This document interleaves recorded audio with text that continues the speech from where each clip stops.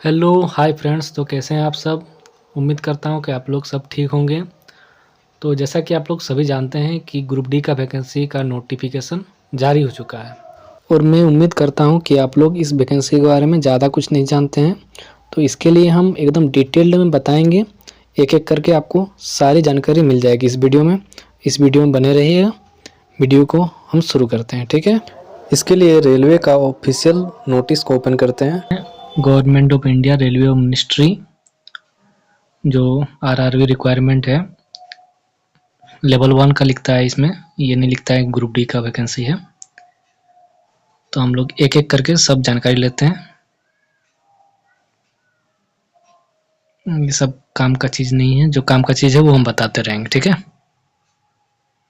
हाँ, सबसे पहले अगर आप कोई भी कास्ट से बिलोंग करते हैं, चाहे SC ST OBC या EWS, तो इसके लिए आपका होना चाहिए, आपका जो भी सर्टिफिकेट है वो पहले से होना चाहिए, क्योंकि वहाँ पर पहले ही मांगेगा। जब आप फॉर्म भरिएगा ना तो आपके पास वो सर्टिफिकेट होना चाहिए। आगे चलते हैं। आपका जो फॉर्म भरने का डेट स्टार्ट हो रहा है वो हो रहा है 31 तारीख को, जो कि 31 जनवरी है, और ख़त्म हो जाएगा 2 मार्च को, ठीक है। और अगर आप पेमेंट नहीं किए हैं तो लास्ट 4 तारीख तक पेमेंट कर सकते हैं, उसके बाद पेमेंट नहीं कर सकते हैं। तो ये आप लोग का इम्पोर्टेंट डेट्स है। अगर बेसिक पे मानिए तो 18,000 है, और इसमें जो एप्लीकेंट है 18 से 33 साल के बच्चे अप्लाई कर सकते हैं। बाकी एज रिलैक्सेशन 5 साल SC ST के लिए एक्स्ट्रा है, OBC के लिए भी शायद 2 साल का एक्स्ट्रा रहता है।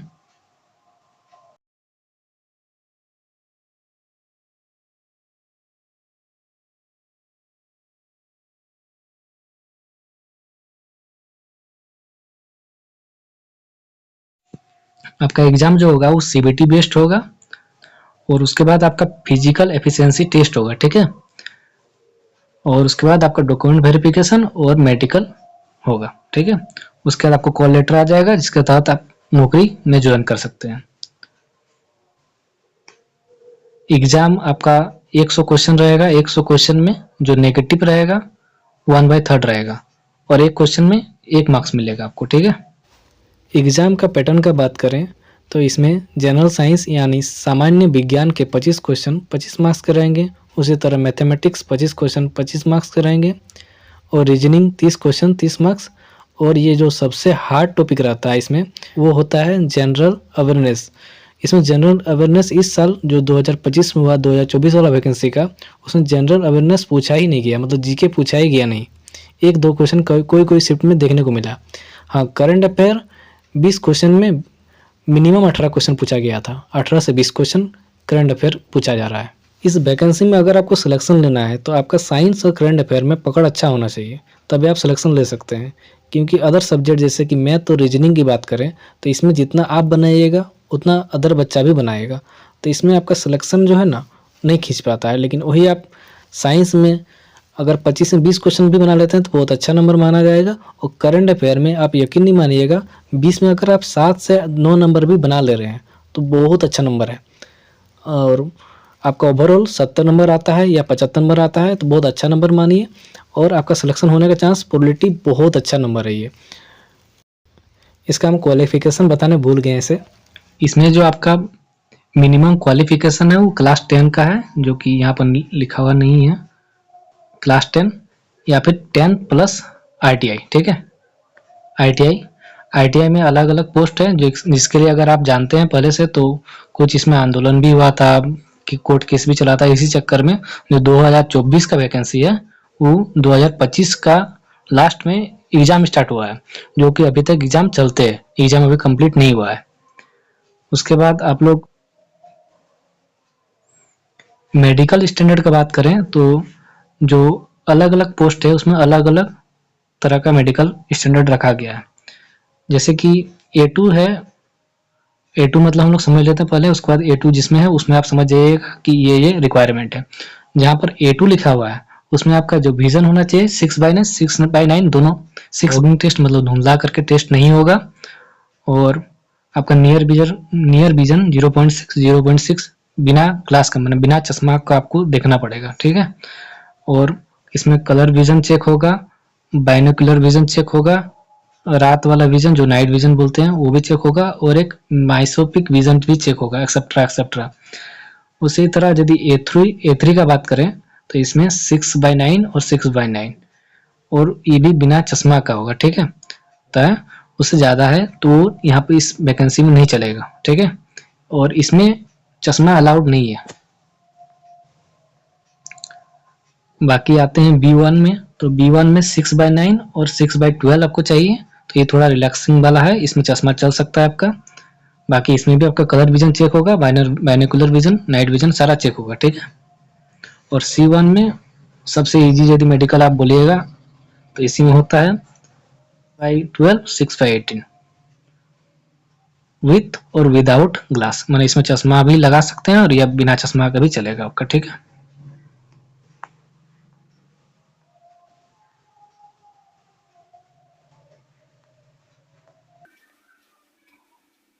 सब जानना जरूरी नहीं है, लेकिन फिर भी बता देते हैं, आप सिटीजनशिप इंडिया का होना चाहिए आपका, या नेपाल का होना चाहिए, या भूटान का होना चाहिए, या आप तिब्बत जो कि अभी चाइना का अधीन में है उसका आप रेफ्यूजी हैं, वहां से भाग के आए हैं, तो भी आप इस फॉर्म को भर सकते हैं। बाकी आप अगर इंडियन ओरिजिन के हैं, जो पाकिस्तान, बर्मा या श्रीलंका से आप आए हुए हैं, तंजानिया, जिसमें आपको इंडियन सिटीजनशिप मिल चुका है, तब भी आप भर सकते हैं। तो ये उतना जरूरी नहीं है, इसको हम पार करते हैं, ठीक है। हाँ, ये वाला पार्ट बहुत जरूरी है। देखिए, अगर आप UR या EWS हैं, ठीक है, तो इसके लिए आपका मिनिमम जो डेट ऑफ बर्थ होना चाहिए 2/1/1993 होना चाहिए, और मैक्सिमम आपका होना चाहिए 1/1/2008, ठीक है, तब आप भर सकते हैं। वहीं अगर OBC हैं, नॉन क्रीमी लेयर नहीं चलेगा, ठीक है। तो इसमें आपका 3 साल का रिलैक्सेशन दिया है, जो कि आपका 1990 से 2008। उसके बाद वहीं SC/ST में 5 साल का रिलैक्सेशन रहता है, सभी जानते हैं, 1988 से 2008 तक आप फॉर्म भर सकते हैं, ठीक है। इसी को फिर से लिख दिया है कि OBC नॉन क्रीमी लेयर को 3 साल का रिलैक्सेशन, SC/ST को 5 साल का रिलैक्सेशन। जो 6 मंथ सर्विस कर चुके हैं तो इसके लिए आपको 3 साल का रिलैक्सेशन मिलेगा, और OBC हैं और NCL हैं तो आपको 6 साल का, 8 साल का। ये सब उतना इम्पोर्टेंट नहीं है। आगे आते हैं।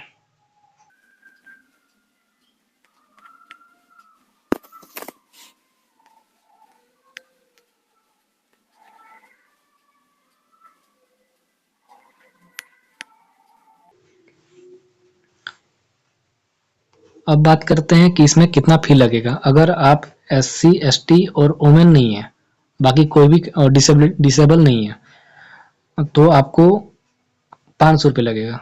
और इसमें आपको, आप अगर एग्जाम दीजिएगा तो 382 रुपीज़ रिटर्न हो जाता है, ठीक है। जैसे लिखा हुआ है कि 400 रुपये रिटर्न होगा, लेकिन 400 रुपये रिटर्न नहीं होता है, 382 रिटर्न होता है, कुछ काट लेता है, डिडक्ट कर लेता है। और बाकी आप अगर SC/ST और वोमेन है तो आपको 250 रुपये लगेगा, ठीक है। अब देखते हैं हम लोग कौन सा जोन में कितना वैकेंसी आया है, एक एक करके हम लोग देखेंगे। देखिए, हम पूरा एक एक जोन का हम नहीं बता सकते हैं, लेकिन हम बता दे रहे हैं कि कौन सा जोन में कैसा वैकेंसी आप भर सकते हैं, अप्लाई कर सकते हैं, और कौन ITI के लिए है और कौन सा ITI के लिए नहीं है, मतलब 10th के लिए है। तो जैसे कि आप देख सकते हैं कि यहाँ पर असिस्टेंट ट्रेड है, पॉइंट्समैन है, सबसे अच्छा पद माना जाता है, तो इसको जब आप फॉर्म भरिएगा तो सबसे ऊपर में रखिएगा, ठीक है। और असिस्टेंट SNT, ये आपका शायद ITI वाला है। इंजीनियरिंग वाला ITI का होता है, ये भी ITI का है। इलेक्ट्रिकल मैकेनिकल भी ITI का है। और ये वाला जो है ना, पॉइंट्समैन वाला, ये 10th वाला है, ठीक है। और ये भी ITI का है, इलेक्ट्रिकल। SNT शायद ये 10th वाला होता है। 1-2 पद ITI का नहीं रहता है, बाकी सारा का सारा पद ITI का रहता है, ठीक है। उसी तरह अलग अलग जोन में देखिएगा तो अलग अलग वैकेंसी है, एक एक करके आप लोग देख लीजिए, हम ज़्यादा लंबा वीडियो नहीं बनाएंगे। ये है आपका जयपुर में। जयपुर में अगर आप सही सबसे ज़्यादा वैकेंसी बोलेंगे तो ट्रैकमैन का है, ये भी 10th क्लास का है, ठीक है, 10th क्लास का है। तो इसमें आपका 67 पोस्ट EWS के लिए है, OBC के लिए 113 पोस्ट है, और ऐसे करके अलग अलग SC ST के लिए, UR के लिए 297।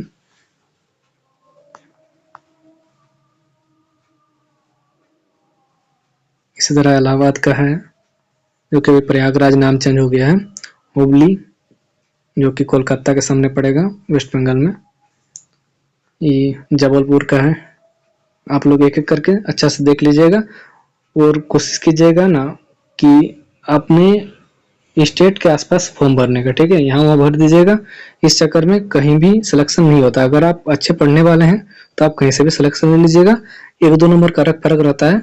और कभी कभी जो बहुत ज़्यादा दूर भर लीजिएगा, उसके बाद आपका नौकरी हो भी जाएगा तो आप कर नहीं पाइएगा, बहुत ज़्यादा करने में डिफिकल्टी होता है। ऐसे सब कोई सोचता है ना कि हम वहाँ से ये एक्सचेंज कर लेंगे, म्यूचुअल एक्सचेंज करने के बाद हम अपना होम स्टेट ले लेंगे, वैसा भी होता है अगर, लेकिन मिलना मुश्किल होता है। जैसे आप बिहार के हैं और आपको यहाँ पर वैकेंसी कम है और आप कर लिए हैं तमिलनाडु में भर लिए हैं, फिर वहाँ से आप एक्सचेंज कीजिएगा तो आपको बिहार से, तमिलनाडु से पहले आपको आना पड़ेगा आंध्र प्रदेश से आना पड़ेगा छत्तीसगढ़ से आसपास अगर देखिएगा तो मिलेगा आपको कोलकाता या फिर झारखंड, बिहार, रांची में या पटना, तब आप बिहार आइएगा। तो उतना करते करते आपका हाफ एज पार हो जाएगा। तो सबसे अच्छा है कि आप अपना होम स्टेट में भरिए, इसमें अच्छा रहेगा आपके लिए भी और औरों के लिए भी, ठीक है।